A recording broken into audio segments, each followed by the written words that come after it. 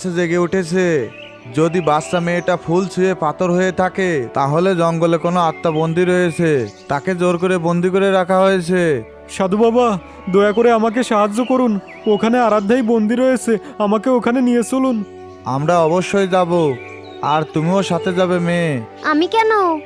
কারণ হয়তো এই মূর্তির রহস্য তোমার চেয়ে ভালো আর কেউ জানে না। আজকে ওই জঙ্গলেই সত্য আর মিথ্যার বিচার হবে। গ্রামবাসীদের একটা বিশাল ভিড় জঙ্গলের দিকে এগিয়ে যাচ্ছিল। সামনে জ্ঞানী বাবা, আর তার পিছনে পাগলের মতো দ্রুত হেঁটে যাচ্ছে শিবাংশু। এই জ্ঞানী বাবা হঠাৎ কোথা থেকে আসলো?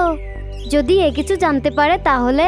না, আমার মন্ত্র খুবই শক্তিশালী, কেউ এটা ভাঙতে পারবে না। আমি বলবো যে আমি তো কিছুই জানি না। এই গ্রামবাসীরা মূর্খ, আমার কথা বিশ্বাস করে নেবে। সাধু বাবা, আর কত দূর? আমার মন উদ্বিগ্ন হয়ে যাচ্ছে। প্রায় চলে এসেছো ছেলে।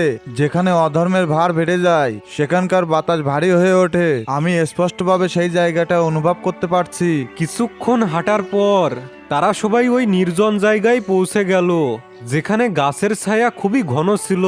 সেই মূর্তিগুলো দেখে সবার পা থমকে গেল, সবাই অবাক হয়ে গেল। সামনে আরাধ্যার মূর্তি দাঁড়িয়েছিল, ততটাই সুন্দর, ততটাই বেদনাদায়ক। ওর সম্পূর্ণ শরীর, সম্পূর্ণ আভূষণ পাথরের।